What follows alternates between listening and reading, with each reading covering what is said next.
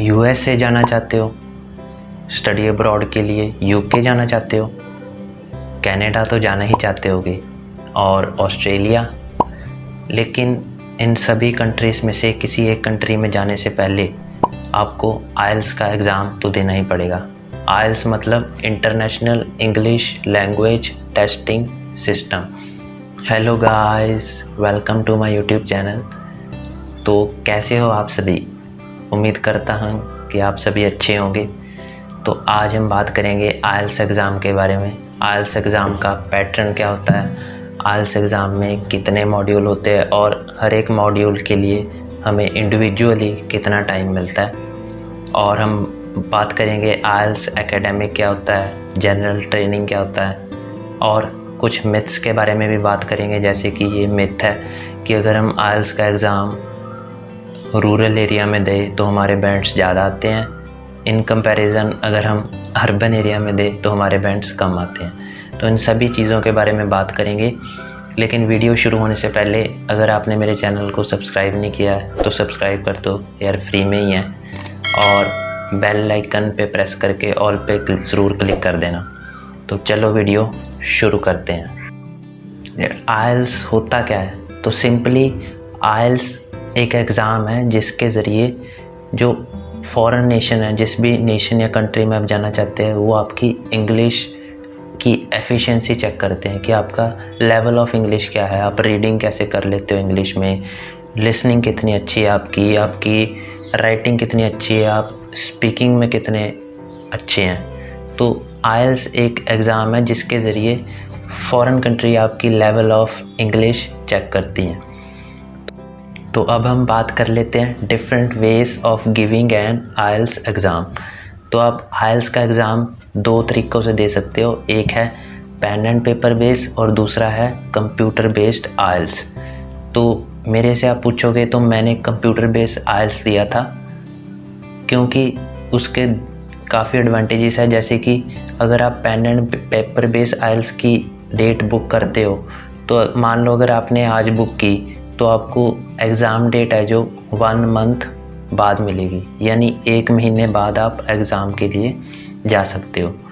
और जो second advantage मुझे मिली वो थी कि जो पेन एंड पेपर बेस है उसका रिज़ल्ट आपको 13 डेज़ बाद में मिलता है, लेकिन कंप्यूटर बेस्ड आइल्स का रिज़ल्ट आपको विदिन 4 to 5 डेज़ मिल जाता है। इसके अलावा पेन एंड पेपर बेस और कंप्यूटर बेस में कोई डिफरेंस नहीं होता।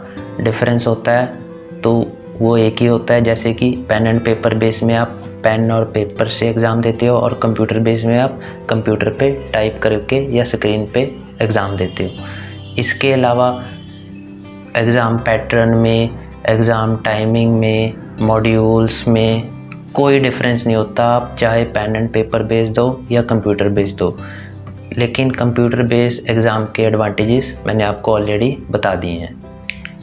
इसके बाद क्वेश्चन आता है एकेडमिक दे या जनरल ट्रेनिंग।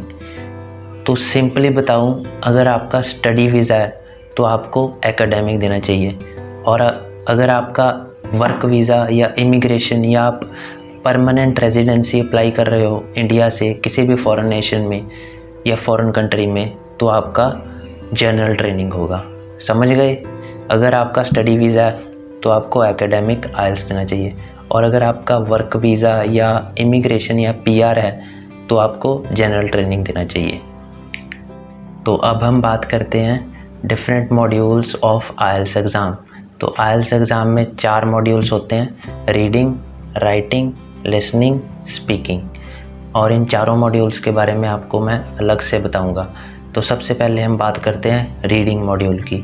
तो रीडिंग मॉड्यूल में आपको 40 क्वेश्चंस 60 मिनट्स में अटैम्प्ट करने होते हैं, और उन 60 मिनट्स में ही आपको जो अपने आंसर्स है वो आंसर शीट में ट्रांसफ़र करने होते हैं। यानी आपको आंसर शीट में ट्रांसफ़र करने के लिए अलग से टाइम नहीं मिलेगा, आपको 60 मिनट्स में ही अपने आंसर्स भी ट्रांसफ़र आंसर शीट में करने पड़ेंगे।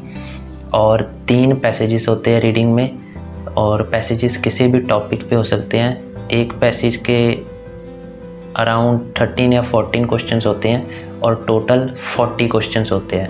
40 क्वेश्चंस आपको 60 मिनट्स में करने होते हैं। तो ये है रीडिंग के बारे में। अब हम बात करते हैं लिसनिंग के बारे में। तो लिसनिंग एक इजी मॉड्यूल माना जाता है। आपको हेडफोन्स दे दिए जाते हैं और हेडफोन्स में जो नेटिव स्पीकर्स हैं उनकी कन्वर्सेशंस प्ले की जाती है, और एक आपको शीट दी जाती है और उसमें ब्लैंक्स होते हैं और उसमें आपको आंसर्स उस रिकॉर्डिंग को सुन के फिल करने होते हैं। तो ये इतना डिफ़िकल्ट नहीं होता है, लेकिन अगर आपको ये डिफ़िकल्ट लगता है तो आप इसे रेगुलर प्रैक्टिस से इजी बना सकते हैं। इसमें सिर्फ आपकी कंसिस्टेंसी और कंसंट्रेशन इनफ है। आपको रोज़ एक लिसनिंग सुननी है और आप इसमें अच्छा परफॉर्म कर जाएंगे। अब हम बात करते हैं राइटिंग की। तो राइटिंग में 2 टास्क होते हैं, टास्क 1 और टास्क 2।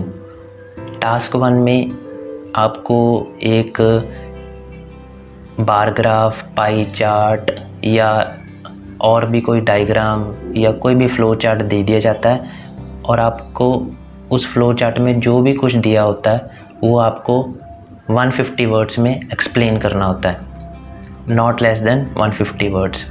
और टास्क 2 होता है, उसमें आपको एक ऐसे लिखना होता है दिए गए टॉपिक के ऊपर।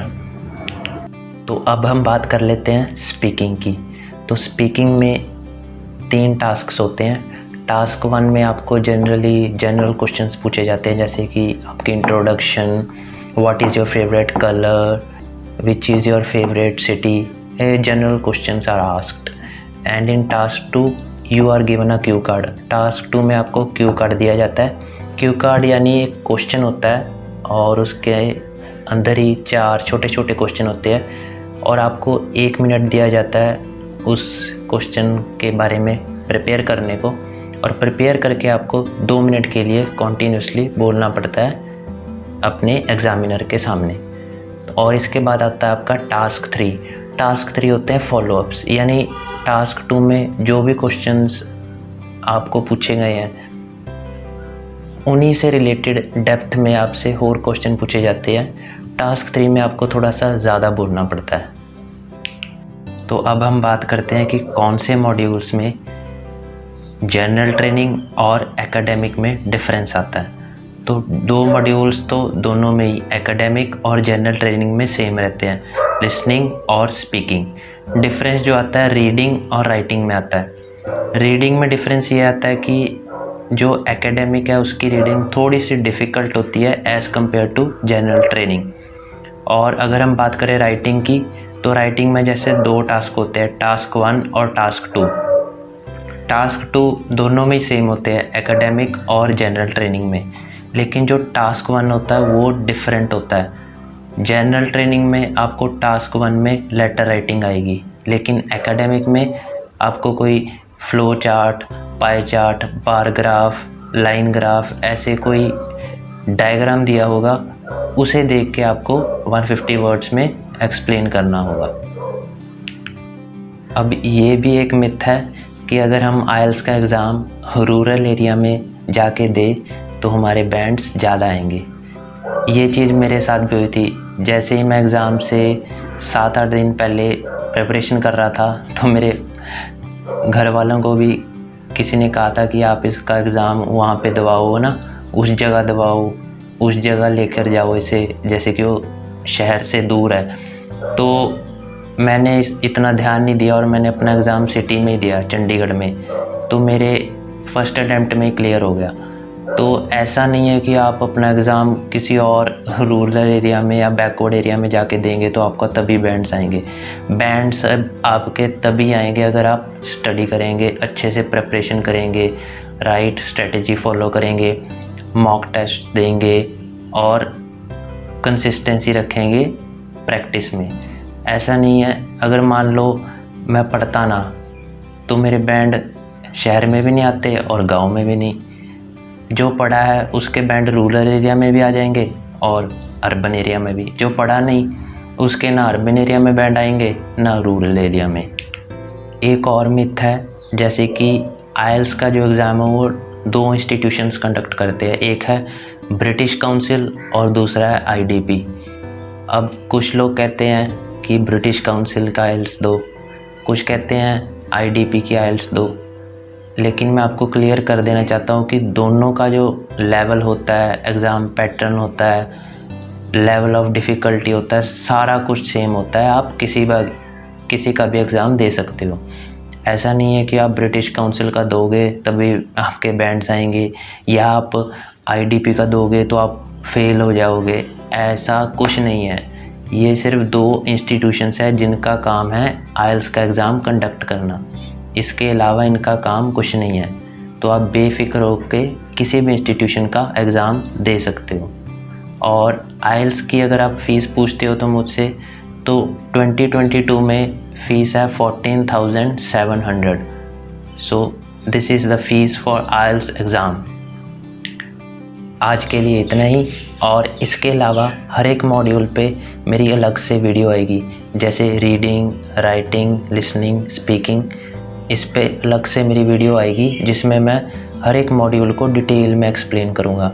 यानी रीडिंग पे भी मेरी 45 मिनट्स या उससे ज़्यादा की वीडियो आएगी, राइटिंग पे भी, स्पीकिंग पे भी, लिसनिंग पे भी। मैं आपको सारी टिप्स और ट्रिक्स और राइट टेक्निक बताऊंगा कि आपको कैसे एग्ज़ाम की प्रिपरेशन करनी चाहिए और आपका एग्ज़ाम जो है फर्स्ट अटैम्प्ट में, और आप 30 डेज़ में इसे आसानी से क्रैक कर पाएँ। अगर आप मेरी बताई हुई स्ट्रेटजी को फॉलो करेंगे तो मैं आपको यकीन दिलाता हूँ कि आप अपना एग्ज़ाम बिना कोचिंग के क्रैक कर लोगे और आपको कोई भी 10,000 या 12,000 फ़ीस डिपॉज़िट करवाने की ज़रूरत नहीं पड़ेगी। लेकिन वह तभी होगा अगर आप मेरी बताई हुई स्ट्रेटजी को फॉलो करेंगे। No need to join coaching, मतलब आपको कोचिंग ज्वाइन करने की ज़रूरत ही नहीं। जो मैं आपको स्ट्रेटजी या टिप्स बताऊंगा, मैं श्योर हूँ कि अगर आपने उसको फॉलो किया तो आप एग्ज़ाम को क्रैक कर जाओगे। सो this is for today. If you like my video, please subscribe my channel and hit the bell icon below. We will meet again in another video. Till then, stay safe, stay healthy, and thank you for watching my video.